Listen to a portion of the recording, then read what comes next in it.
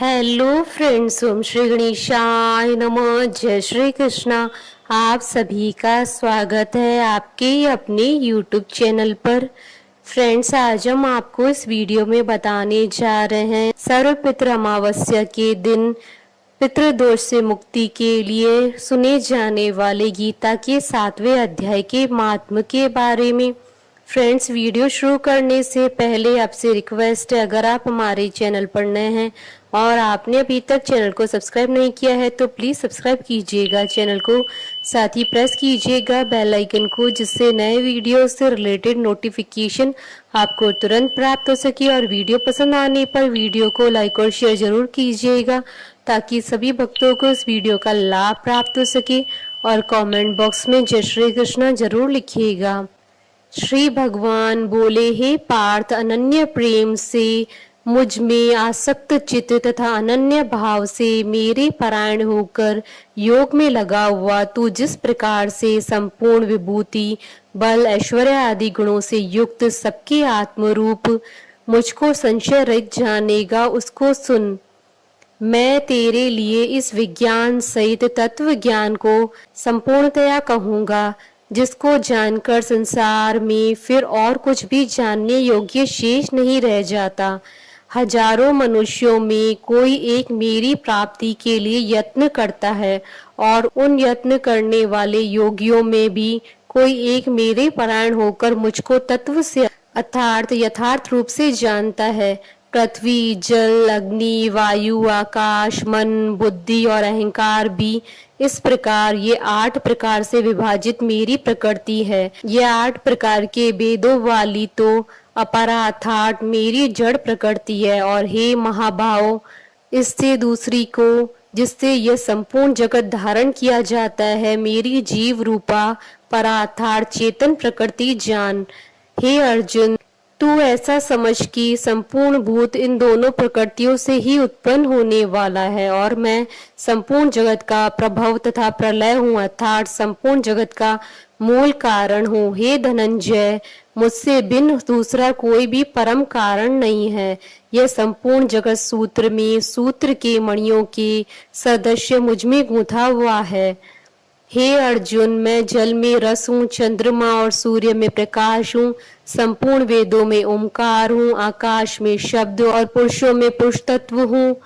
मैं पृथ्वी में पवित्र शब्द, स्पर्श, रूप, रस, गंध से इस प्रसंग में इनके कारण रूप तन्मात्राओं का ग्रहण है। इस बात को स्पष्ट करने के लिए उनके साथ पवित्र शब्द जोड़ा गया है। गंध और अग्नि में तेज हूँ तथा संपूर्ण भूतों में उनका जीवन हूँ और तपस्वियों में तप हूँ। हे अर्जुन, तू संपूर्ण भूतों का सनातन बीज मुझको ही जान। मैं बुद्धिमानों की बुद्धि और तेजस्वियों का तेज हूँ। हे भरत श्रेष्ठ, मैं बलवानों का आसक्ति और कामनाओं से रहित बल अर्थात सामर्थ्य हूँ और सब भूतों में धर्म के अनुकूल अर्थात शास्त्र के अनुकूल काम हूँ।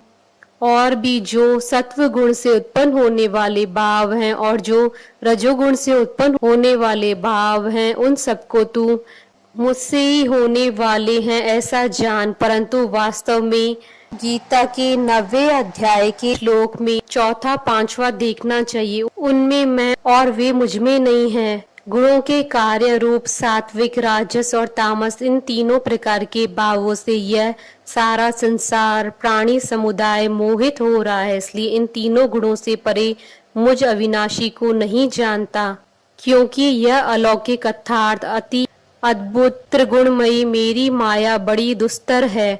परंतु जो पुरुष केवल मुझको ही निरंतर भजते हैं, वे इस माया को उल्लंघन कर जाते हैं अर्थात संसार से तर जाते हैं। माया द्वारा जिनका ज्ञान हारा जा चुका है, ऐसे आसुर स्वभाव को धारण किए हुए मनुष्यों में नीच दूषित कर्म करने वाले मूढ़ लोग मुझको नहीं भजते। हे भरतवंशियों में श्रेष्ठ अर्जुन, उत्तम कर्म करने वाले अर्थार्थी अर्थात सांसारिक पदार्थों के लिए भजने वाला, आर्त अर्थात संकट निवारण के लिए भजने वाला, जिज्ञासु अर्थात मेरे को यथार्थ रूप से जानने की इच्छा से भजने वाला और ज्ञानी, ऐसे 4 प्रकार के भक्तजन मुझको भजते हैं। उनमें नित्य मुझ में एक ही भाव से स्थित अनन्य प्रेम भक्ति वाला ज्ञानी भक्त अति उत्तम है, क्योंकि मुझको तत्व से जानने वाले ज्ञानी को मैं अत्यंत प्रिय हूँ और वह ज्ञानी मुझे अत्यंत प्रिय है। ये सभी उदार हैं, परंतु ज्ञानी तो साक्षात मेरा ही स्वरूप है, ऐसा मेरा मत है, क्योंकि वह मंदत मन बुद्धि वाला ज्ञानी भक्त अति उत्तम गति स्वरूप मुझ में ही अच्छी प्रकार से स्थित है। बहुत जन्मों के अंत के जन्म में तत्व ज्ञान को प्राप्त पुरुष सब कुछ वासुदेव ही है, इस प्रकार मुझको बचता है वह महात्मा अत्यंत दुर्लभ है। उन भोगों की कामना द्वारा जिनका ज्ञान हारा जा चुका है, वे लोग अपने स्वभाव से प्रेरित होकर उस नियम को धारण करके अन्य देवताओं को भजते हैं, अर्थात पूजते हैं। जो सकाम भक्त जिस जिस देवता के स्वरूप को श्रद्धा से पूजना चाहता है, उस भक्त की श्रद्धा को मैं उसी देवता के प्रति स्थिर करता हूँ।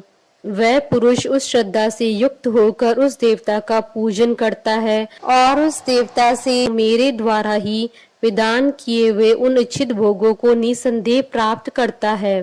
परंतु उन अल्प बुद्धि वालों का वह फल नाशवान है तथा वे देवताओं को पूजने वाले देवताओं को प्राप्त होते हैं और मेरे भक्त चाहे जैसे ही भजे, अंत में वे मुझे ही प्राप्त होते हैं। बुद्धिहीन पुरुष मेरे अनुत्तम अविनाशी परम भाव को न जानते हुए मन इंद्रियों से परे मुझ सच्चिद आनंद परमात्मा को मनुष्य की भांति जन्म कर व्यक्ति भाव को प्राप्त हुआ मानते हैं। अपनी योग माया से छिपा हुआ मैं सबके प्रत्यक्ष नहीं होता, इसलिए यह अज्ञानी जन समुदाय मुझ जन्म रहित अविनाशी परमेश्वर को नहीं जानता, अर्थात मुझको जन्मने मरने वाला समझता है। हे अर्जुन, पूर्व में व्यतीत हुए और वर्तमान में स्थित तथा आगे होने वाले सब भूतों को मैं जानता हूँ, परंतु मुझको कोई भी श्रद्धा भक्ति रहित पुरुष नहीं जानता। हे भरतवंशी अर्जुन, संसार में इच्छा और द्वेष से उत्पन्न सुख दुखादि द्वंद्व रूप मोह से संपूर्ण प्राणी अत्यंत अज्ञाता को प्राप्त हो रहे हैं, परंतु निष्काम भाव से श्रेष्ठ कर्मों का आचरण करने वाले जिन पुरुषों का पाप नष्ट हो गया है, वे राग द्वेष जनित द्वंद्व रूप मोह से मुक्त दृढ़ निश्चयी भक्त मुझको सब प्रकार से बचते हैं। जो मेरी शरण होकर जरा और मरण से छूटने के लिए यत्न करते हैं, वे पुरुष उस ब्रह्म को, संपूर्ण आध्यात्म को, संपूर्ण कर्म को जानते हैं।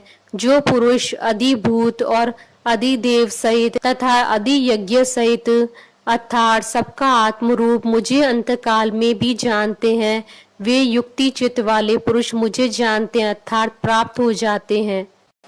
इति श्री गीता का 7वां अध्याय संपूर्ण हुआ।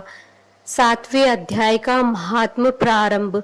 श्री नारायण जी बोले, हे लक्ष्मी, अब 7वें अध्याय का महात्म सुनई।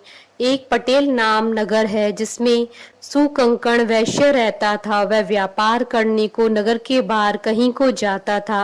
रास्ते में सुकंकण को सर्प ने डसा, वह मर गया और उसके साथ ही उसकी दाह क्रिया कर आगे को सिधारे। जब लौटकर घर में आए तो उसके पुत्र ने पूछा, मेरे पिता सुकंकण कहाँ है? उन व्यापारियों ने कहा, तेरे पिता को सर्प ने डसा था, वह मर गया और यह पदार्थ तेरे पिता का है, तू ले ले। 1 करोड़ रुपया दिया और उसकी गति कराने को कहा। क्योंकि वह अवगति मरा था, उस बालक ने अपने घर आकर ब्राह्मणों से पूछा कि सर्प से डसे की गति कैसे करानी चाहिए। पंडितों ने कहा, नारायण बलि करवाओ। उर्द के आटे का पुतला बनाया, चुनिया चढ़ाई, बहुत ब्राह्मण जिमाए, श्रद्धा पिंड पत्तल कराया, बाकी द्रव्य जो रहा चारों भाइयों ने बांटा। एक पुत्र ने कहा, जिस सर्प ने मेरे पिताजी को काटा है मैं उसे मारूंगा। उन व्यापारियों से पूछा, वह ठोर मुझे बताओ जहाँ मेरे पिता सुकंकण मरे हैं। व्यापारियों ने कहा, चल ले चलते हैं। वहां ले जा करके खड़ा किया, देखा तो वहां एक वामी है जिसे कंदलों के साथ खोदने लगा। वह छेद बड़ा हुआ, वहां से एक सर्प निकला। कहा, तू कौन है? मेरा घर क्यों खोदता है? उस बालक ने कहा, मैं सुकंकण का पुत्र हूँ। जिस सर्प ने मेरे पिता को मारा है मैं उसको मारूंगा। तब सर्प ने कहा, हे पुत्र, मैं तेरा पिता हूँ, तू मुझे इस अधम देह से छुड़ा और मुझे मत मार। यह मेरा पूर्व का कर्म था, सो मैंने भोगा। तब पुत्र ने कहा, हे पिता, कोई यत्न बताओ जिससे मेरा उद्धार हो। तब उस सर्प ने कहा, हे पुत्र, किसी गीता पाठी ब्राह्मण को घर में भोजन करवा और उसकी सेवा करके उससे आशीर्वाद ले, मेरा कल्याण होगा। तब उस बालक ने अपने घर और नगर में जितने गीता का पाठ करने वाले थे सबको बुला लिया और गीता जी के 7वें अध्याय का पाठ कराया, उनको भोजन करवाया। तब उन साधु ब्राह्मणों ने आशीर्वाद दिया। तत्काल वह अधम देह से छूटकर देव देही पाकर विमान पर चढ़कर आकाश मार्ग को जाता हुआ अपने पुत्र को धन्य धन्य करता हुआ वैकुंठ धाम को प्राप्त हुआ। इति श्री गीता के 7वें अध्याय का महात्म समाप्त। बोलिए भगवान विष्णु जी की जय, भगवान श्री कृष्ण जी की जय। हमारे साथ इस वीडियो में अंत तक बने रहने के लिए आपका धन्यवाद। ओम श्री गणेशाय नमः। जय श्री कृष्णा।